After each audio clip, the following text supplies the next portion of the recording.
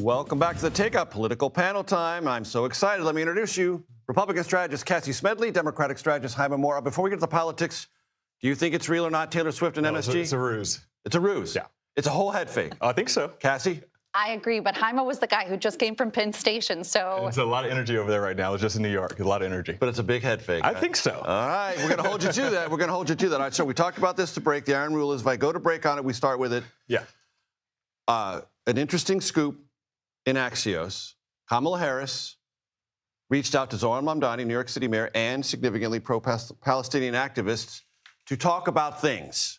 Hyma, what's that about? Look, I'm not surprised by it. I mean, Cassie and I talked about this for the last couple of months. I mean, this was a big piece of Kamala Harris's sort of downfall in 2024. She just could not wrap her head around talking and communicating with this wing of the Democratic Party. And how aggrieved they felt. And how aggrieved they felt. And we've seen recently with the DSA emerging as something that's been... You better pay attention. You better pay attention. And so I think she's doing her politics correctly. And obviously Mayor Mamdani is the sort of mayor of the moment. So she's doing the right thing, but she's recognizing that she's got to ameliorate this before the next election. Which means, I'm asking you, is this a tell? Is this the strongest tell of all that she's running? I think she's doing everything she can right now to put herself in a position to run again. I think it's very likely, but there's still some consideration that she may not. Because to me, the first tell is when she didn't run for governor. Right, exactly. But she wants to keep black voters as close as possible as well. Cassie? Yeah, I think it's interesting that so many sort of hedged around whether or not they support Mamdani ahead of his election. And now you have, Kamala Harris remains the favorite in the betting market right now. And she's calling him. What I do think is interesting from a Republican perspective is Mamdani espouses so many of the things that when Kamala Harris talked about them in 2024, voters ran away from that. So it's interesting that instead of saying, what are the lessons we learned from 2024, talk about the DNC autopsy, she's doubling down. She's embracing. She's seeing that this is the future base of the Democrat Party. And as we know, you can't win if you can't turn out your base. It's interesting. Different topic for you, Cassie, I want to start with. Do you believe any of the disclosures that the public is reading about all day today about Donald Trump and his associated businesses making more than $2 billion while sitting as president of the United States atop the regulatory apparatus that influences some of those gains, is a potentially potent midterm issue?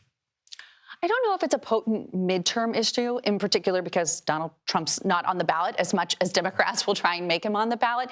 But I do think this is a whole new industry. I don't know how crypto even works. So most Americans are saying, what is this mystery thing that I'm learning more about? And how did Donald Trump make money off of it? So I think that's more where people have questions. They're just not quite sure what they're looking at. And to the ethical conversation, let's have that. But more broadly, the administration has opened up crypto. Donald Trump was pretty early, even when he wasn't back in the White House, on getting into crypto. So I think his answer to that and the White House's answers to that is to say, come join. The water is warm. Hyma, but I opened this show by noting Reuters reporting a month ago that showed a lot of Americans invested directly or indirectly with things in this space, thinking because Donald Trump was associated with it and the regulatory environment would be more favorable, which it is, but they lost money. Yeah. He's made money. Yeah. Look, I largely agree with Cassie on the opening up crypto, and I obviously have some friends who are in that industry who are doing pretty well. But I think the normal American people are asking themselves right now, if the Trump family can make billions of dollars and I haven't been able to close my paycheck gap, what does that mean? And so while he's on the ballot for the midterms, I do think affordability, I know we bastardize this term so much, but it's still on the ballot. And I think when you have this mirror image of the president making billions of dollars and then you're struggling to pay for your health care, your kids' child care, then there are questions about, are these things working? I want to give you polling from New York Times, Siena, 3 races: Ohio, Maine, Alaska. John Husted, the Republican, 50. Sherrod Brown, formerly in the Senate, 47. Margin of error. Maine, Graham Plattner up to 49-47 over sitting Senator Republican Susan Collins. Alaska, Dan Sullivan, 47. Maria Petola, Democrat, 45. They're all very, very close. Pick one of those as a Republican, Cassie, you're most nervous about. Probably John Husted, Ohio. In Ohio. Because Sherrod Brown is a unicorn Democrat candidate, of which I'm sure Hyma wishes the entire map was a bunch of Sherrod Browns, because he's a very savvy politician and also savvy for Ohio. But John Husted, also very popular in Ohio, a red state.